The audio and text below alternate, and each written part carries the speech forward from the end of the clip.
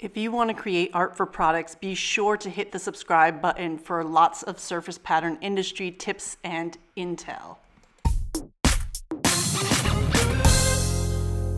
Mable is a self-taught surface pattern designer who's found big success in her professional journey. As the founder of Mable Tan Designs, she's sold her art on Etsy and print-on-demand shops for 10 years, and then discovered surface pattern design through Bonnie Christine's Immersion course in 2018. So I met Mable a few years back from her Facebook group, Art Licensing with Mable Tan, which is a really, really wonderful community. And I was interviewed by her, and I was so inspired by her commitment to community and to hearing her story that I'm so excited to chat with her today and dig in. Hello, Mable. Hello, and thank you for having me. It's really interesting to have the tables turned.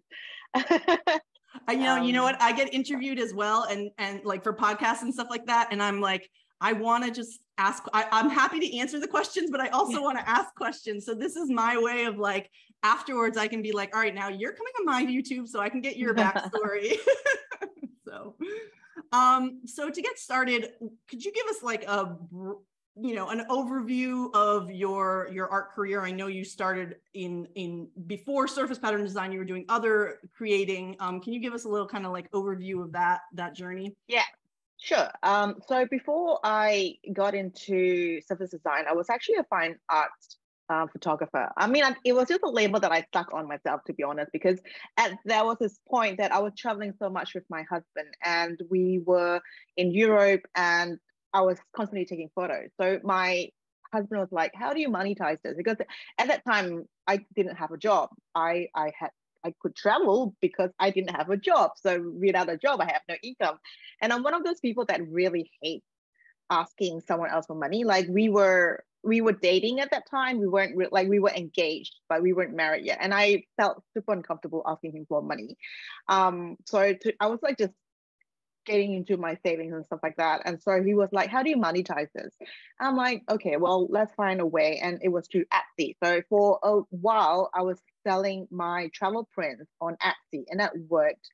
And then gradually when we got married and settled down, like back in Melbourne, we started a family, or we wanted to start a family. And because we couldn't travel so much now, I had to like pivot. I'm like, what next? What can I do? And I've always been quite good with Illustrator and Photoshop. I've learned Illustrator when I was a student a long, long time ago. And I had a knack at it. So I started, and I used to design wedding invitations for my friends. Oh yeah, free. Me too. I think we kind of when you're the artsy friend, that's just what you end up doing, right? Yeah, like default wedding invitation designer. So I did that. So I started dabbling in coming up with motivational prints. I love, phrases that was inspiring. So I like to put that together, and I would sell that on Etsy. And it was okay. And then I did, I had a licensing sort of relationship with this company called Deny Designs. I don't know if you've heard that before. Yeah. And so they came up with this group email one day and said, if anyone would like to come up with a collection, we'll be interested to like look at it. And I'm like, what is a collection? How do you come up with one? And at that point, when I started doing more graphic design stuff, my Etsy shop wasn't doing so great because I had put it on pause for about 8 months. I had become a new mom, and I wanted to spend time with my new baby, and having that 8 months away killed my traffic on my Etsy shop. So when I restarted it, I no longer had traffic. I no longer had customers buying from me. I no longer had a regular income. And so I was like kind of panicked a little bit, like, what am I going to do now? Like, and I had all this like tried all this graphic design ideas, and nothing seemed to really bring back that same traffic as I used to. So then a friend actually sent me an email about Immersion course, and I'm like, okay, what is this? Like, I don't know what surface design is. Like, what is this whole thing, right? And like, yeah, so long story short, I ended up doing that, and that's how I got into surface design. I love And it. never look back. Never look back. Yeah. Well, that's the thing, you know, I feel like when it's like, when people find out what surface design is, if you're a creative person, obviously, if you're not a creative person, you can't do too much with it. But when you figure out what it is, it's like, who wants to do graphic design once you realize what surface pattern design is? No one. Like,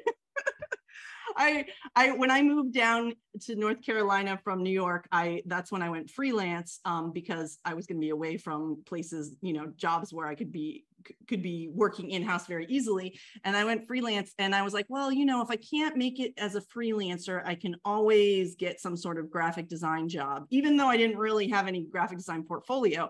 But truly, I was like, please let me make it as a freelancer, because graphic design sounds so boring. I had that same prayer. Surface design, right? Compared to Yeah. surface design, it is. So I had that same prayer. It was like, I was like, please let this work. Please let this Please work. let For this like work. for 2 years. Yeah. Totally.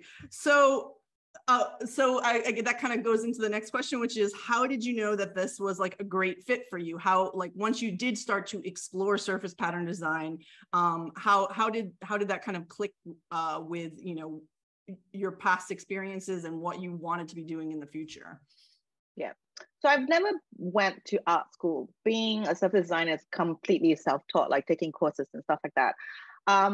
So I've always wanted to go to art school, but my parents always say no. So I wanted to go to art school, I wanted to go to fashion school, and both times was shot down by my parents. And so when I finally took the immersion course, like there was something that just clicked. Like I can't even explain it. It was just that feeling, gut feeling goes, this is what I am meant to do. This is completely makes sense. Like somehow everything just fell to place, and it makes sense in my brain, because I'm not I'm not an academic. I was never really great at school. And then all this time, like always struggled with like accounting and maths and, you know, stuff like that. I wasn't a great student, but at Immersion, I was like, yeah, bring this on. My brain just could understand every single thing. It was speaking my language. I just, you know, felt like I was in the right place. That's awesome. So that was the feeling I got. Like every single time the lessons came up, like I just absorbed it. So I felt, well, I think this is for me. This is really what I'm meant to do. And I just went for it. I love that. So, you know, this industry is a slow industry, unfortunately, for most people. I did a poll one time in one of the Facebook groups that has a lot of successful artists, and I asked, how long you know, did it take you to make like a full-time living? Now that's up for debate. What is a full-time living, right? But I just said, how long did it take you? 0 to 1 years, 1 to 2, 3 to 4, 4+. And mostly it was 4+. So that was like the biggest response, and 3 to 4 was a close second, right? So it is a slow industry, and you know, I feel like, having watched, now this again might be the highlight reel, but having watched you start your Facebook group and, you know, talk about your journey and stuff like that, it feels like you've gotten a lot of really great partnerships relatively quickly in this industry, and you are very talented. That's not to say that you don't deserve it. You obviously do. But do you have any sort of insight into what might have, you know, how that momentum picked up so quickly for you? That's such a weird question. That's kind of a weird question. I hope you're not offended by that. Of course, you know, but it's like, you know what I mean? Like, because we all want to know. I mean, if I could move faster in my career, I want to know it too. So I'm just curious if you have any insights on that. You know what? I think once I actually finished Immersion, and I knew that this is going to be for me. And I had a trail of failures behind me. Like, I'm like huge failures of things that didn't work, things that fell out of place, and, you know, like mistakes and all that kind of things. And I was heading towards my 40 at that point. I had no savings. I was relying on my husband's income. You know, things didn't look so great in to like, I didn't imagine myself being in that position at that coming to 40. I thought I'll be a lot more financially independent by then. So that urgency, that sense of urgency to actually make something out of myself was, I would say, the main drive for me to want to succeed. And like we were saying before, like the prayer, like, please let this work, please let this work, because it was, I would say it was literally my last, I felt it was my last chance to make it in life. That's not true. That's rubbish, of course. Right. But at that point, yes, I know what you mean. I know what you mean. Yeah. Yeah. I was so desperate to have something to work because of all the failures behind me. And so after I finished Immersion, I just worked my ass off for like 2018. I was honing into my style, trying to get my signature style in, or just getting a better workflow, just constantly drawing every single day. Like when my baby was asleep, not baby, well, he was toddler at that time, or whenever I had time, I would create, and I would create collections after collection after collections. Some of them were terrible. Looking back at it now, it was like ugly. Yeah. But every collection that I made, I learned something from it. I learned, oh, I didn't get like the colors consistently. I could do this better. I can do this better. So I kept learning the more collections that I make. And the reason why I came up with collection was, looking back, I didn't have to do that, but it taught me so much about coming up with a collection that would flow. It is an extra effort to get better. So if you aim for if you wanted to say, if you aim for the moon, you get the stars. No, or is it the other way around? Right. I know you shoot for the moon and you'll at least hit the stars. Right. Yeah. That's saying. So if you aim high, you at least get, really skilled at a certain thing. So I got really good at coming up with collections. I got really good at coming up with collections fast. And not saying that it has to be low quality. I'm just saying that the concept just comes to me faster than, I would say, designers that are not so used to coming up with collections. Yeah. So I think that actually really helped, because when it came to Target, like that was the biggest thing that happened in my career, like having a whole so far. So far, yeah, so far. Like they asked me if I could come up with a collection in a couple of weeks. Now, most people would be frozen at that prospect because like a collection takes a long time, a month or more to come up with. But because I had trained myself in 2018 to work in collections, it was not an issue for me to come up with it within a week and a bit. You know what I mean? It's like, okay, yeah, so no problem. So I made things hard for myself at the start so things could be easier. And that's, I would say, the secret of my success. But seriously, there is no secret. It's like you work hard and you make your own luck at the end of the day. Yeah. So 2018 was collection making, and then 2019 was pitching like the devil. Like I just pitched my ass off, and I wasn't held back by any fear, because I was so desperate to make money. And yeah, that was just basically my progression. I love that. I really love that. I relate to that a lot, because when I started licensing, I didn't have a portfolio. Like I had been working as a surface designer in-house for 10 years, but I didn't have I had like a few designs that I owned, but most of it went to my old, as my old company's work. So when I signed on with my agent, I was like, okay, I have like 2 collections, 3 collections. I know how to do it, but I hadn't done it. So I pretty much went through the exact same process in like 2015 and 2016, just like collection after collection. I pumped out so many collections. And yeah, it really does teach you a lot. And I made, I had a course at that time, well, in like 2016 about creating collections, and I'm just currently updating it, giving it fresh eyes now, because it's an older course, and I'm teaching it live. And I realize I'm going through all the steps like that I lay out and creating a collection very specifically right now, because now, of course, it's like second nature. So I don't always do all the things, right?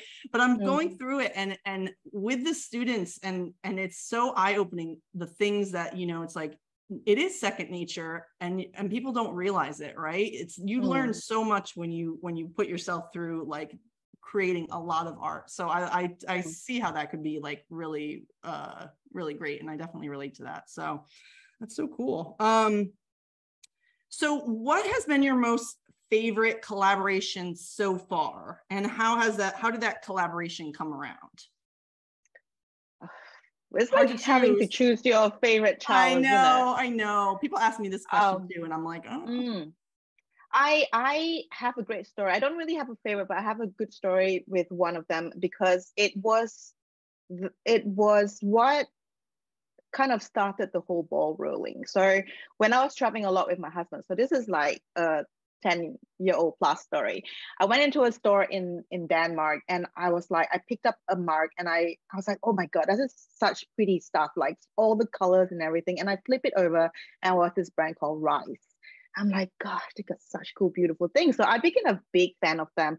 I bought like the owners, the CEO's book. She would come up with interior books, and I love her stuff. So I bought the book. Became a huge fan, like the biggest fan of Rise. When I started getting better as a surface designer, I'm like, ooh, how cool would it be for my stuff to be in Rise, right? And I'm like, how do I do this? I'm like, let's just jump at it and and see if it'll work. So yeah. So I sent her a DM. I sent the CEO a DM because I know I've been following her on Instagram.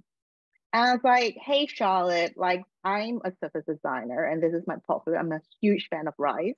Would you be happy to look at it? And she said yes. So send it to my email. I'm like, oh, wow, okay. I did not expect that. And she's been so lovely. She's like the nicest person, the easiest person to work with as well. So I have to say that's been my most favorite, I wouldn't say favorite, but like the most special to you, close to heart. Yeah. Because of how much I've always loved Rise, and I'm still a big fan of Rise.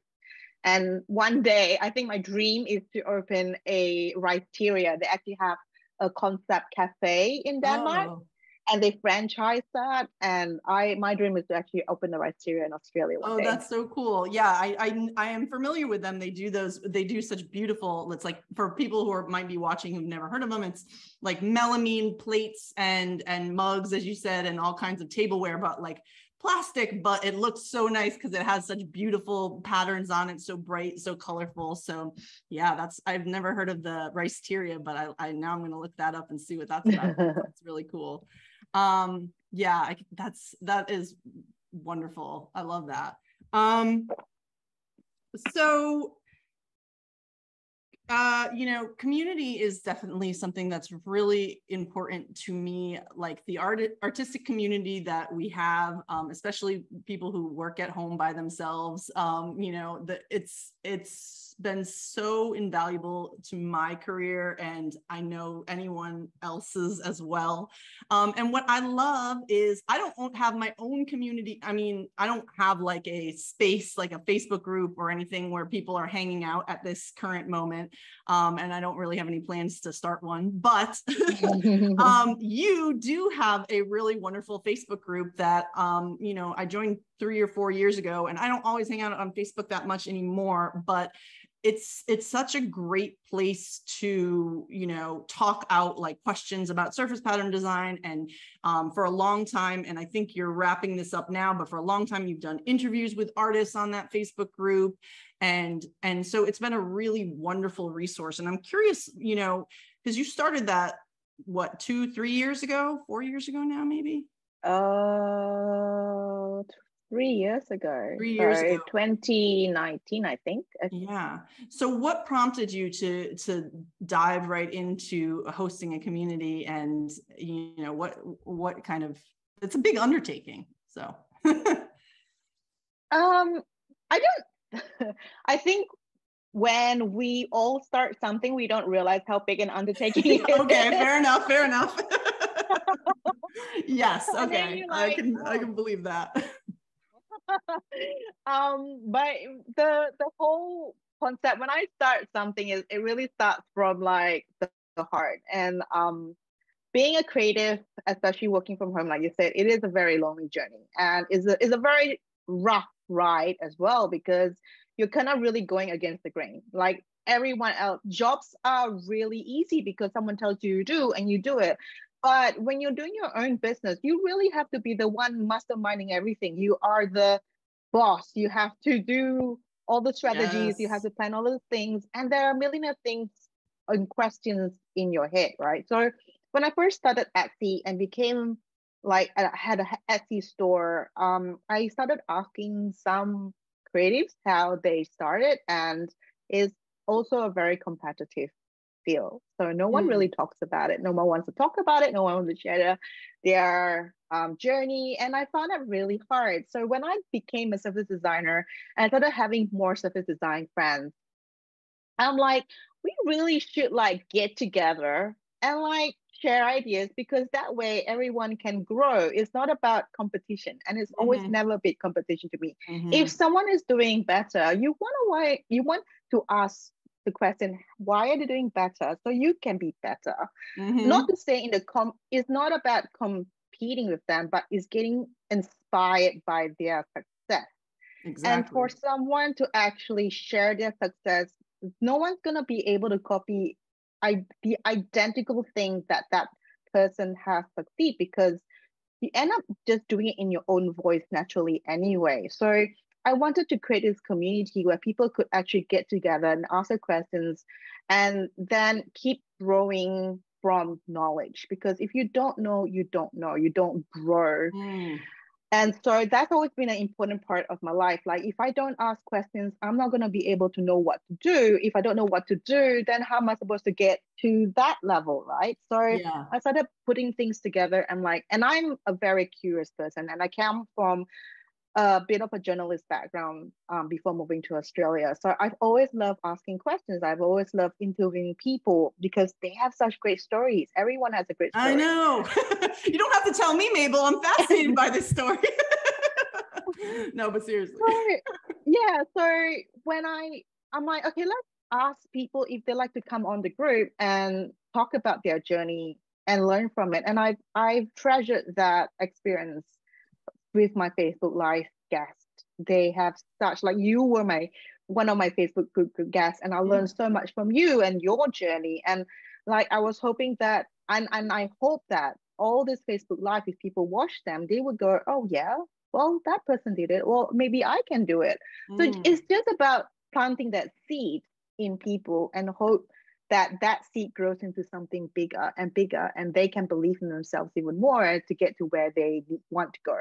So it's really about that Yeah. for me when I No, I first love started the that. Facebook group. Yeah. That's great. Yes, that I like, obviously that resonates a lot with me, and you can feel that energy in your group. I think you can tell that it comes from the heart for sure, and it's something that you're is, you just genuinely want to share knowledge, and we all kind of genuinely want to share knowledge. And that's the great thing about our industry. I do think that, no industry is perfect, but we are all, it's, you don't run into, it's not very cutthroat, right? We're all pretty everyone's pretty excited to share information and help each other out. And everyone is just so lovely. And I've had the similar experiences with reaching out and interviewing people. And really, I reach out to interview people because I'm just like, super curious about their journeys. So it's the same thing for me. It's just like, oh, I want to talk and learn more about this person, and how can, and other people learn so much from the kind of conversations that two working artists can have. If you're not a working artist and you start talking shop, basically, that's when people are like, now wait a second, hold on, what did you just say? You just mentioned something that I knew nothing about. And it's like exactly what you said, you don't know it, you can't grow if you don't know, or whatever. But it's like, if you don't even know that you don't know it, listening to those conversations can be priceless. So I love it. Let's see what else. So one thing I wanted to ask about is something that comes up a lot in the surface design industry, or maybe I just notice it a lot because I am also a teacher. But something that does come up a lot is I do hear people saying, because it is such a often a slow industry to get your footing into and to start making a full-time income. And because of the nature of online learning has exploded in the last like 5 years or whatever, more than 5 years, but really in the last 5 years, you know, I often hear designers say like, oh, it seems like the only way to make money in this industry is to be a teacher. And I just wanted to chat with you about that. I was curious about your thoughts about that. Of course, I have thoughts about this, but let's talk about it. I love this discussion. Let's dig in. Let's dig in. Is that the only way to make money, Mable? Tell me. Because I think I have a bit of like, money makes people act weird. First of all, can I just say that? I love it. Yeah, say it. Like people think that, oh my gosh, this person must be making so much money, therefore they put all this meaning and label to it. And I have to say something, like teaching is hard. Yeah. I came up with a really short 10-minute course for Stacy Bloomfield for her leverage. It was like a bonus lesson for her. It was one of the hardest things I've ever done in my life. And I'm like, people think that this is easy and like wonder why people are charging money to make a course. Is because it's so freaking hard. Yeah. I'm like, there is so many elements and so much work to just coming up with a 10-minute course. So let alone if someone comes up with an 8-week course, that takes a lot of energy.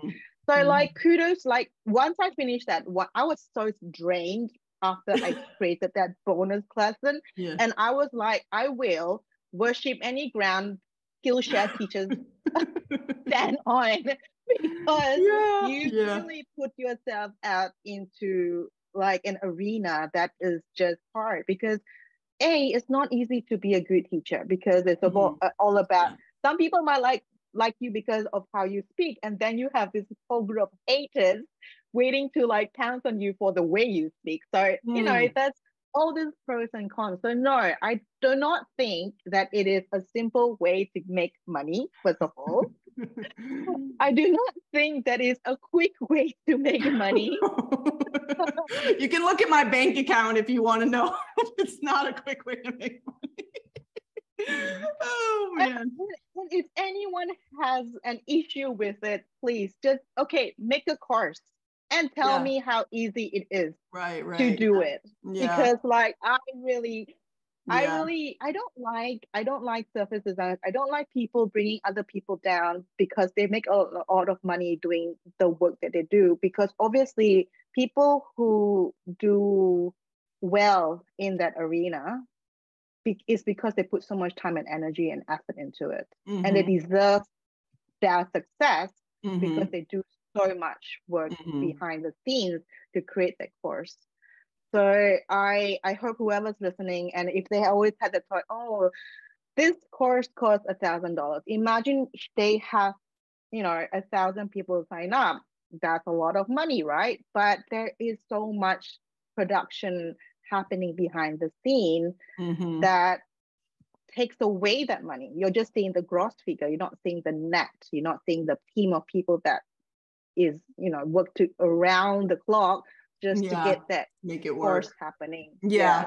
So, obviously, I mean, of course I agree. Like clearly this is just a pro teaching propaganda channel now, but no.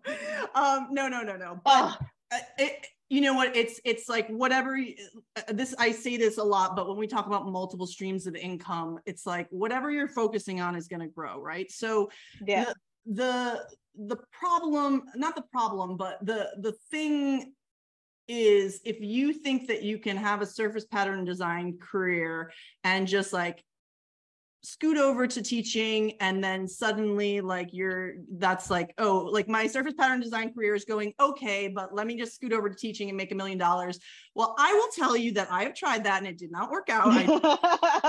I've yet to be a millionaire. But no, it is a lot of work, and I love I didn't, of course, let's not misconstrue. I did not try to get into teaching just to try to make a ton of money or anything like that.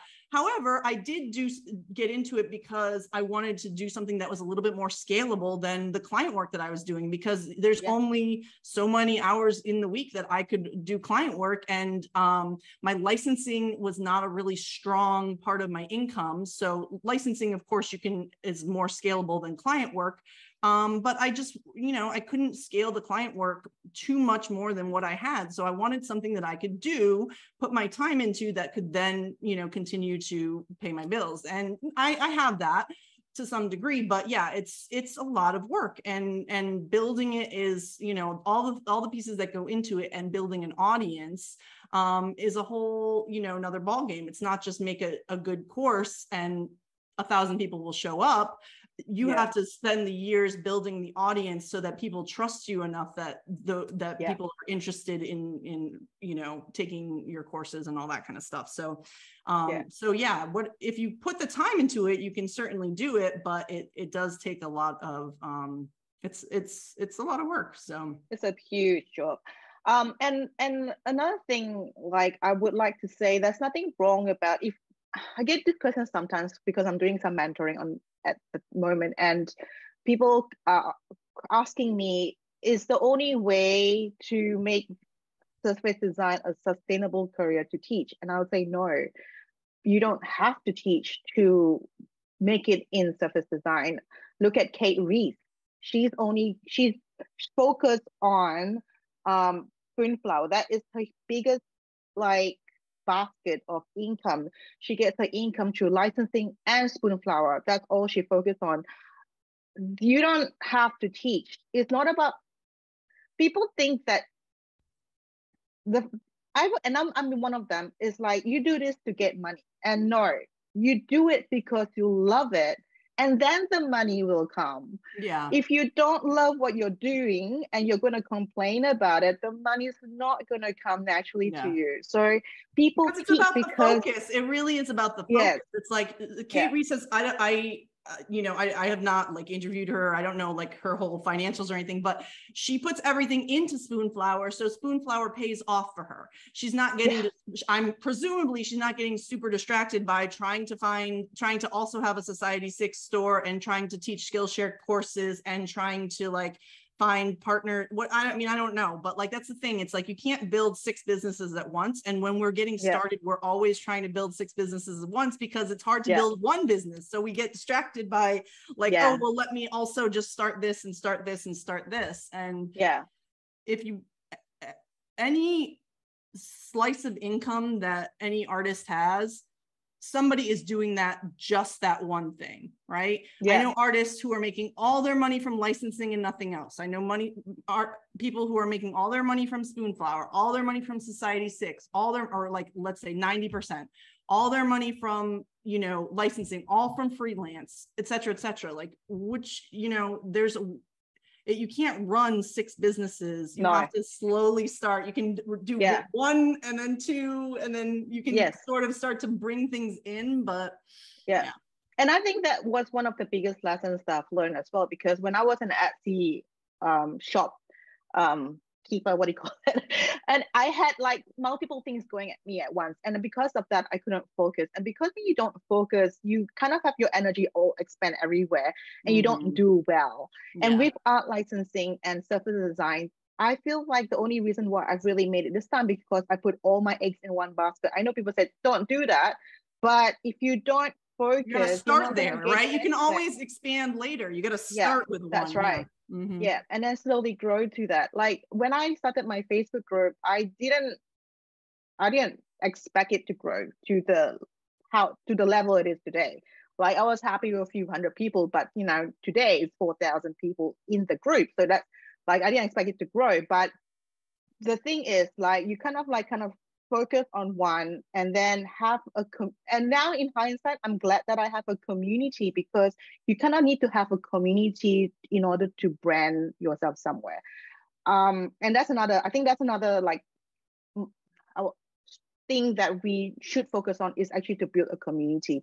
So not just a surface design community, because it's about like having a quilter community. So if you're focused in, I'm sorry, I'm kind of diverting our No, that's conversation okay. to something No, else. I want to hear it. I'm all for it. So if someone is interested in going down the road of fabric design, they should like try and build a community of quilters, because these are your quilters community who's gonna like start to back you up and support you and like your work and eventually buy your products. If you're like wanting to do a homeware or stationery brand, you build that community, because if you don't build your community, who's gonna buy from you? Who's gonna support your dreams? So you've got to understand, like, yes, you want to be a surface designer, like, but maybe choose one, like a focus or a people that you can really resonate with, and keep sharing that your work with that people, so they would eventually trust you and like you and buy from you. They don't, So people, like I said, people act a bit weird when it comes to buying and money, because they think like, oh, you know, like you build this community to sell to them. And it's like, well, yes, honestly, that's kind of how it works. You kind of have to make the money to pay the bills that way. But it's not about just building a community to sell to them. It's building a community that you love and you can share, and they eventually get a lot from value from your sharing as well. So it's kind of like a two-way traffic rather than just one way. Yeah, you know that I interviewed Wrong DeVoe. Do you know her? She does this great fashion illustrations, and that's pretty much her sort of tip for success as well, is that because she had just a community behind, went drawing all these you know, these women and all these different like outfits and all these different, I'm like explaining it badly, but you know, she does fashion illustrations. She does a really beautiful job. It's beautiful. And then now it's like her wrong girls, as she calls them, is like, you know, oh, I'm coming out with a new release, and everyone is like such a huge, you know, she has such a big support base because people love her work because she's been sharing it from the beginning. So yeah, totally. Absolutely. People love your work because of the joy it brings to them. And I think, you know, if people are going, you know, like, I don't have a story to tell, I don't know what my value is to bring to the table as a surface designer, is like how we started as surface designers. I started as because I love beautiful products. I love stationery with great prints. You know, like those kind of things make me happy. So that's the value you bring to the world. And you know, it's important to have that kind of stuff in life, because if we don't have music and we don't have art and we don't have beauty in the world, man, it's a really depressing place to live in, as it is already. Exactly, that's the thing. Yes, I think that's so important. It's like we think it's so important to remember our value, because we're bringing joy. Like how lit up are you when you find a really cool notebook that just has the most colorful or whatever design on it? And like, I mean, at least for me, and I'm sure for you as well, it's like, this is so much better than a plain blue notebook. This is awesome. I'm gonna buy this even though I have 5 notebooks at home. But and it's not about just buying, it's about the fact that it really is like having it. I still, to this, in my office, I would show you, but it's kind of dark, so it's not. But I bought this very colorful floral rug from Target about 4 years ago when I was redoing this office, and still to this day it makes me happy. Now I'm going to try to show it. Still to this day, it makes me happy every time I walk in. It's so much fun. It's like an indoor-outdoor rug. So it's like it's from Opal House. And it's just bright and colorful. And I walk in and my room, my office is fun. So it's like, yeah, those things that just make you happy, we bring that to people by doing what we do. So we get passionate. This is, you know, it's okay. Any words of advice for new artists? Or artists who are waiting for their success story to become a reality? You have recently shared some really wonderful emails about kind of your transition of going through your career and figuring things out. And I know that people who are trying to figure things out need advice. So I'm curious as to what you could offer people. Well, Mable 4 years ago is very different from the Mable today. I love that. Mable 4 years ago was someone that had no idea what surface design was all about. And like, it was a new, very glossy, as we all do. And I think it's good to have that naivety when we go into something new. I think it's really, really important. Because when I stepped into it and with that prayer, like, I hope this is I hope that this will happen. It came with this other, whether you call it dumb faith or just hope, I was constantly telling myself that I can do it. And just having that simple mindset of like thinking I can do this, it changes a lot of things, because you kind of like having worry and stress kind of like becomes a roadblock for a lot of us. Like we kind of like stop the good things from coming in, because you're constantly worrying about problems that isn't even there. Yes. But having the phrase, I can do this, kind of like melts that block away and kind of attracts the things that need to come in, because you're like, okay, I have this problem, but I can do this. I can do this. And just constantly believing that I can do this is really, really powerful to me. So that was Mable year 1. Mable year 4, after having, quite a bit of experience, a few knocks around and rejections and success, I realized one thing was like, oh, wow, like I got up to the top of the ladder pretty quick. And I'm like, what do I do now? Because Target has always been like on top of my list. Like I put it on my vision board. And when I suddenly achieved that within less than 5 years, I kind of like went, oh no, now above Target. And it was really scary, because I'm on top of the mountain. I'm like, where do I go from here? Because you're always climbing. You always need something to climb. Yeah, it feels like you have to be. Yeah. I'm trying to get out of that climbing thing, but it does feel like you need to be.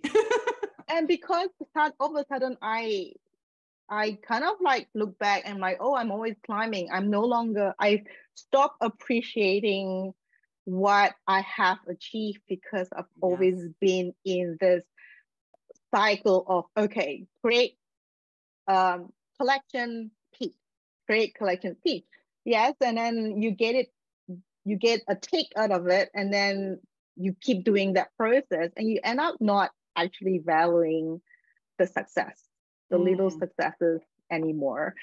And so because I've reached such a big high, of course, when a big high comes a big low. So for some very strange reason, I became depressed after Target, because it made me revalue a lot of things. Like, what do I do now? Where do I go from here? Do I want to teach? And I realized, no, I don't, because it is a lot of energy. It's a lot of energy that I don't know if I can do it. So I mean, I'm not saying no forever, but at that point, like at this point, I'm saying no.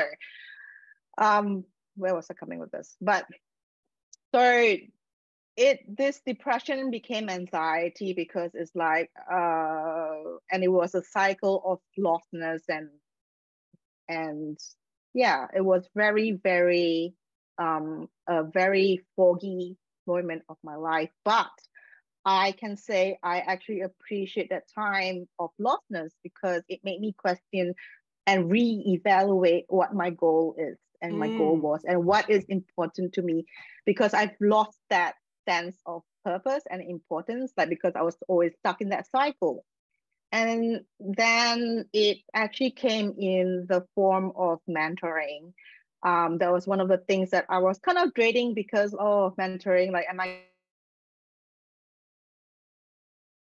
people think that, oh, you know, you're at this stage, you should be super experienced and super, you know, I don't know, what's that word? You'll be a great mentor. And I had all this doubt that I would be a great mentor because, like, well, I have all these things that I'm lacking as well. But talking to people and talking about their journey lit me up.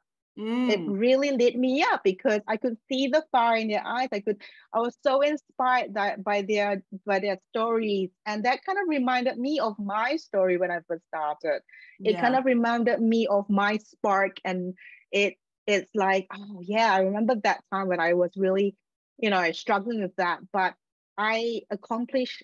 How I went over that hump was, this is what I did. So it kind of brought me back to where I first started, and that starting point was like, it just made me go, okay, take one step at a time, take one step at a time. And that kind of like is an irony that people came to me for help, but they helped me instead to rediscover my purpose.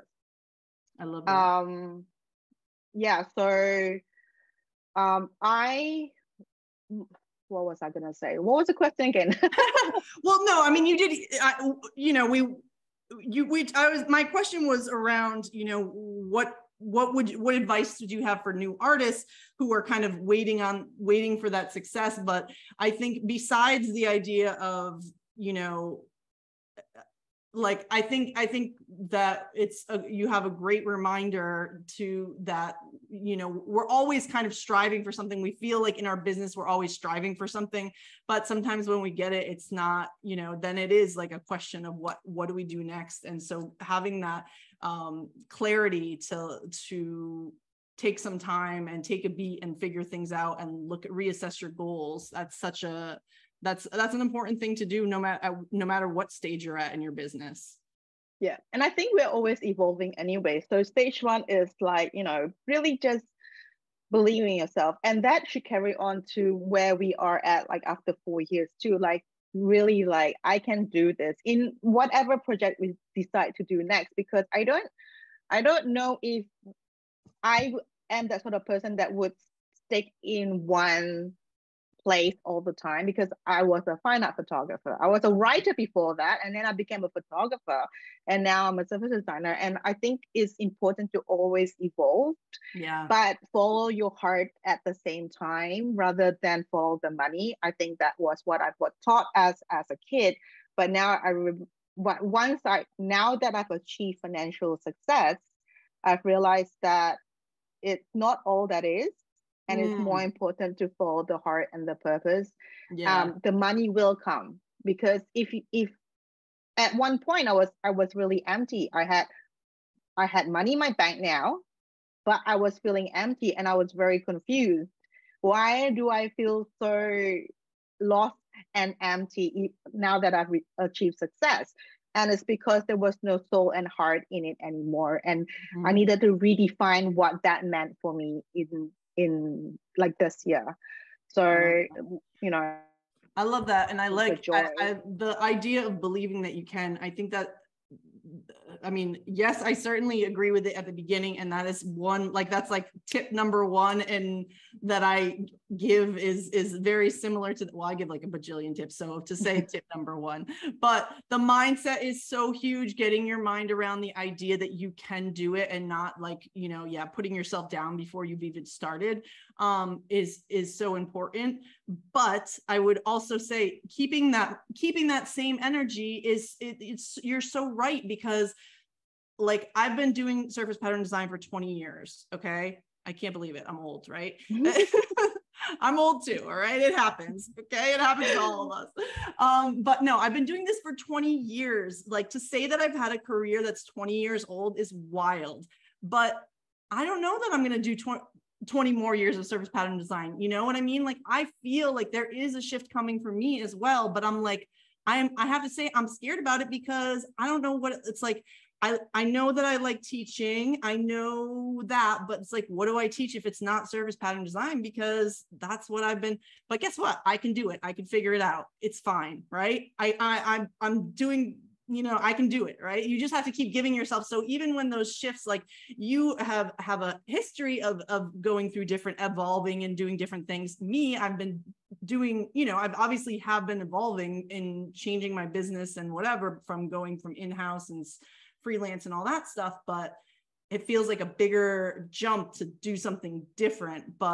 And I still don't know what it is. If I knew what it was, then I would be making moves. I haven't figured it out yet, but when I do, it's like having that confidence is going to be so important. So, but it's kind of fun. I've kind of rekindled that like, back in like first 6 months of the year, I couldn't figure out what I was going to do next. But now I have a clear idea of what I want to do. And the thing is, I have a clear idea, but I still don't know how to do it. I have no idea how I'm going to achieve it. But just the idea of like, I can do this, I'm going to figure it how, kind of excites me. So I think it's important that we always have that we always lit ourselves up, because I'm that sort of person anyway. I need to like actually make myself excited, or my heart just knows something that this is for me, and it just gets excited, and I will be okay. Like no matter what, I'll be okay. I'll figure it out somehow, and I'll do it. But I think if you follow your heart all the time, I think you're gonna end up in a good place, because you're following your heart anyway. Yeah. And I think a big part of having your own business is understanding that it's trying things and seeing if it works. And there's no like, sometimes it works, sometimes it doesn't work, but that's okay. You just found out. Yeah. It's not like oh no, that didn't work, and therefore I can't have a business. No, that just means you try the next thing, and that's cool. Like, don't worry about it. Yeah. People don't realize that. People think it's like life or death when they try to, like, if they put together a course for Skillshare and then, 6 people watch it and they don't make all the money they thought they were going to, or whatever it is. And it's like, well, I guess I can't ever be a teacher or whatever. No, that doesn't mean that. No. That just means your first class was not the one, or you need to learn some different skill sets or whatever it is. It's like, just whatever it is that your thing is, that you think, it's just trial and error. Everything is trial and error. So and the thing is, I'm a big offender in this too. Like, you think that you put in all your effort in the first thing, and you think that it's gonna work the first time, right? But no, it's not that case. You kind of have to make the ugly, get the ugly out. I always say, get the ugly out, and then you get better and better and better. But just keep saying yes to yourself, and give yourself permission to do that, instead of stopping yourself and saying, all right, it didn't work the first time, I'm not going to do that anymore. No, it's like saying, it didn't happen the way I thought it'll be the first time. How can I make it better? And how can I make it better? And how can I make it better again? So it's really about like trying over and over again. And what did I learn? Until we get there. And what did I learn? And then eventually, if we keep doing that, we're going to get somewhere eventually. I always give myself a 1-year trial period. I love that. I do something, because it takes at least 1 year to get to see a huge result of what you can achieve, because everything takes time. So like losing weight, it'll take a while. It's not going to work in a month or two. Working on my portfolios and my collection, I told myself, if I can stick to this for 1 year and see what that takes me, I'm gonna try and do this. So your 1 year, eventually, most people is after that 1 year, they're just gonna keep doing it and keep improving on that. Yeah. So I would say, give yourself a 1 year trial period and see what that takes you. I love that. All right, now it's time for the bonus question. Love a good bonus question. This is for subscribers only. So below there's a link. You can sign up for my toolkit and watch Mabel's answer. But my question is, well, kind of two related questions. First is, how long did it take you to make a full-time living as a surface pattern designer after starting in 2018? And then the second question is, knowing that you've had some major collaborations, are some of those big name royalties as exciting as we all imagine? Or I've also heard sometimes big names don't pay as well because they can kind of get away with it because of the exposure and all that. So I'm really curious what you have to say about that.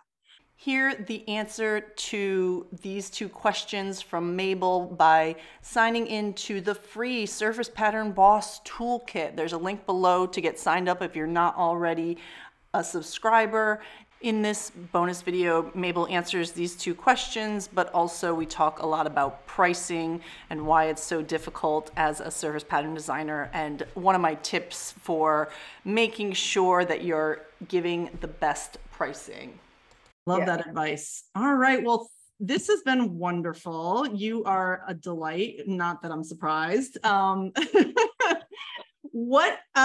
will have your links in the description, so definitely your Facebook group, your Instagram, all that kind of stuff. Do you have anything, any projects coming up, or any kind of things that you wanted to make sure that I link to? I do have a project coming up, but I'm not ready to tell yet. But teaser. Yes, I am. I'm just putting out there as a teaser. So follow me on Instagram. It will be hopefully coming out soon. I'm pretty sure it is. It's moved beyond the idea phase and it's into the action phase now. So just follow me on Instagram, and it will you will find out what it is soon. So I can't wait. This is gonna be so exciting. All right, Mable, well, thank you so much for joining me today. Yeah, thank you for having me. It's been a real pleasure. Yay. In the description of all my YouTube videos, I have a link to elizabethsilver.com/fresh, which will take you to sign up for my Surface Pattern Boss Toolkit. Once you sign up, you'll get an email to confirm, and then you'll get the password to get into this toolkit, where you can find all kinds of resources, surface pattern job guide, business advice, all kinds of trend reports, plus bonus videos, and access to the archives from my newsletters, where I have all kinds of cool links and useful creative business advice that you can check out. So I hope you go down to the link and join me. I'd love to have you. And while you're at it, hit subscribe and check out more videos on my channel.